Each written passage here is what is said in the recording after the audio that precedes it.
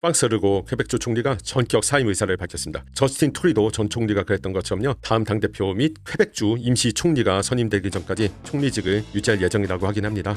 그동안 르고 총리의 까끄당 정권은 사회, 경제적으로 진보와 보수의 장점을 모두 취하는 중도적인 정책, 그리고 철저한 라이시떼, 즉 세속주의, 정교분리 정책, 그리고 프랑시자시옹, 즉 언어, 그러니까 프랑스어를 중심으로 한 퀘벡 문화의 수호 및 고양과 퀘벡인의 정체성을 돈독히 하는 노선을 토대로 퀘벡주를 이끌어왔습니다. 중도 성향으로 연방정부와는 대체로 우호적인 관계를 유지하면서 기브앤테이크를 유연하게 해왔고, 이민자들은 어떻게 생각할지 몰라도 어쨌든 간에 퀘벡의 문화와 정체성을 잘 지켜왔고요.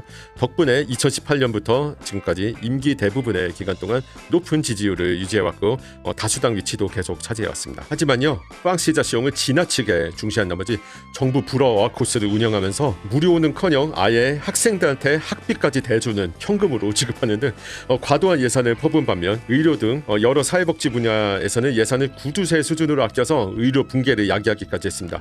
라이시떼의 중심축인 빌 21, 그러니까 공직 종사자는 종교적 상징물을 착용할 수 없도록 금지하는 법안은 인종차별 논란에 휩싸였고요. 프랑시자시옹의 중심축인 빌 96, 그러니까 기업 내에서 불어 사용을 의무화하고 신규 이민자에 대한 영어 사회 서비스를 제한을 하고요. 공교육 쪽 중고등학교뿐만이 아니라 칼리지 대학교 레벨에서도 졸업하려면 불어 시험을 반드시 봐야 하는 그런 불어 강제화 정책 등 이런 강경한 정책 때문에 상당한 반발을 들었고, 여러 측면에서 부작용을 또 낳았습니다. 또한 이민자 컨트롤 미흡 및 난민, 망명 신청자 쇄도로 인해서 발생한 사회 인프라 소진 현상을 전혀 해결하지 못했습니다. 트리도 정권에서 받아먹은 게 좀 많아가지고요. 도와달라고 계속 SOS를 보내긴 했지만 아무래도 목소리를 크게 내는데 한계가 있었던 것 같습니다. 결정적으로 경제 침체기가 오면서요, 모든 문제들이 다 터지고 말았어요. 이런 문제들이요. 그래서 퀘벡주의 민생과 삶의 질이 급강화했고요. 이거에 따라서 집권 까끄당의 지지율 역시 똑같이 급강화하고 말았습니다. 2026년 가을로 예정된 퀘벡주 총선에서 최악의 경우 단 한 석도 얻지 못할 수도 있다는 충격적인 전망이 나올 정도로 나락으로 떨어졌어요.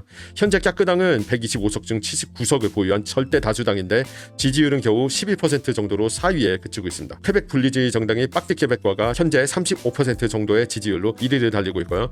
가을 총선 시 다수당으로 집권할 게 거의 확실해 보입니다. 르고 총리는 원래 2025년 가을 총선까지 총리 자리를 유지할 예정이었는데요. 연말 동안 쉬면서 정치적인 번아웃이 왔고, 유권자들이 정책의 발전보다는 그냥 현 체제의 변화 자체를 원하고 있다라는 결론을 내리고 이런 결정을 했다고 합니다. 집권 까끄당은 원래 6개월 이내에 당대표 경선을 열 수 있지만 시간이 워낙 급박해서 최대한 빨리 경선을 치를 거라고 하고요. 그런데 문제는 경선 규정이 존재하지 않아서 새로 만들어야 하는 상황이에요. 규정 자체를. 이런 준비도 전혀 되지 않았다는 걸 생각하면 까끄당이 정말 프랑스와 르고 총리의 그냥 사당이나 마찬가지인 조직인 거를 알 수 있죠. 까끄당원이라면 현직 의원이 아니어도 출마 가능하다고 하는데 과연 누가 출마할지 모르겠습니다. 이거 잘못하면 당이 공중분해될 수도 있는 상황이거든요. 가을에. 일반 대중의 평가가 어찌됐든 간에 퀘벡주 연방, 심지어는 타주 주요 정치인들과 의원들 전부 그동안 르고 총리가 퀘벡주를 위해 헌신한 것에 대해서 경의를 표했고, 퀘벡주 주요 정당 인사들은 의견 차이는 있었지만 그래도 헌신은 존중한다는 식으로 반응을 보였습니다. 이제 르고 총리는 과거가 됐으니까 미래 얘기를 좀 해볼게요. 좀 전에 말했듯이 2026년 가을에 퀘벡주 총선이 있을 거라고 했죠.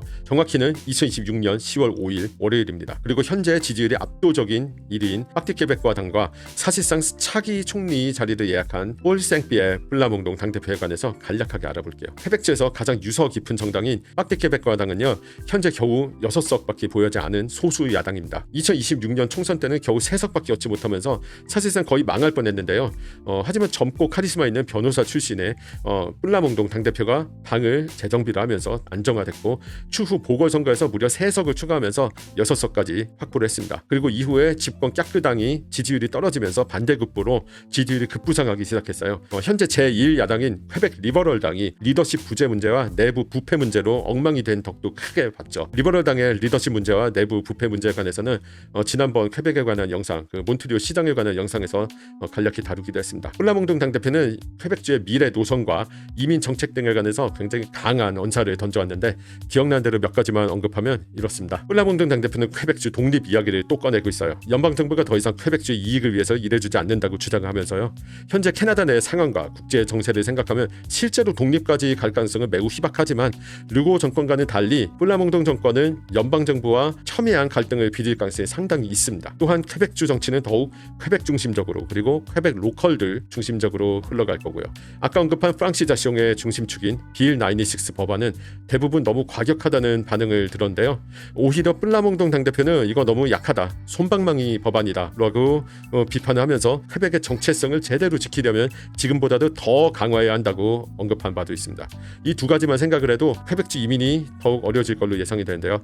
플라몽동 당대표는 작년에 현재 퀘벡주가 너무 많은 이민자를 받고 있다면서 퀘벡 주정부를 비판했었고 자기라면 이민자 수를 더 줄일 거라고 말한 적도 있습니다. 구체적인 수치까지는 지금 기억이 잘 안 나요. 근데 뭐 지금 당장 플라몽동 당대표가 총리가 돼서 정책을 짤 건 아니니까 이 숫자 자체는 별로 안 중요한 것 같습니다. 또한 연방정부가 퀘벡주 내 템포러리 포린 워커, 난민 및 망명 신청자의 숫자 조절에 전혀 도움을 주지 않는다고 하면서요. 퀘벡주 이민자 통제 권한을 100% 퀘벡주가 가져오게 하기 위한 방안도 추진하겠다고 말한 바 있습니다. 쉽게 말하면 연방 쪽 영향 터치 전혀 안 받고 퀘벡주에서 받을 이민자를 퀘벡주가 전부 다 정하고 싶다는 뜻입니다. 난민 망명 신청자까지 포함을 해서요. 결론적으로 빡디 퀘벡과 당이 집권하면요. 퀘벡주 이민 티오는 더욱 줄어들 가능성이 있고 어느 쪽을 지금보다도 더 빡세게 볼 수도 있을 겁니다. 솔직히 지난 11월부터 시행된 점수제 풀제 프로그램인 PSTQ 프로그램도 엄청 빡빡한데 말이죠. 연방 쪽에서는 빡디 퀘벡과 당과 결의 같은 블록 퀘벡과 당의 목소리가 더욱 커질 게 확실합니다. 짧게 말하면 연방 정치에서도 퀘벡 발 변수가 더 커진다는 거예요. 마크 카니 총리의 리버럴 정권은 퀘벡주 때문에 앞으로 좀 몸살을 겪을 수도 있을 겁니다. 퀘벡주 이야기는 상대적으로 많은 관심을 받지 못하지만요. 캐나다에서 두 번째로 큰 주고 캐나다 전체에 대한 영향력이 생각보다 훨씬 센 곳이기도 하고요. 제 개인적으로도 캐나다 생활의 시작이 된 곳이자 제2의 고향 같은 곳이기도 해서 바쁜 와중에도 간략하게 남아 이야기하게 됐습니다. 퀘벡주 관련해서는 나중에 총선 때가 되면 중점적으로 이야기할 예정이에요. 지금처럼 어지러운 시기에 빡디 퀘벡과 같은 민족주의, 분리주의 정당이 집권한 것 자체가 캐나다 전체에 상당히 큰 일이고요. 캐나다 정치 사회에 관심 있는 분들께서는 아주 재미있게 관찰할 수 있는 요소가 되기도 할 겁니다. 여기까지 시청해 주셔서 감사합니다. 시간 문제도 있고 해서 평소보다 훨씬 약식으로 촬영 제작했는데 괜찮으셨는지 궁금합니다. 여기까지 영상을 보셨다면 구독, 좋아요, 알림을 눌러주시면 감사하겠습니다. 클릭 몇 번이지만 더 나은 영상을 만드는데 큰 힘이 됩니다. 그럼 다음 영상에서도 또 뵙도록 하겠습니다. 감사합니다.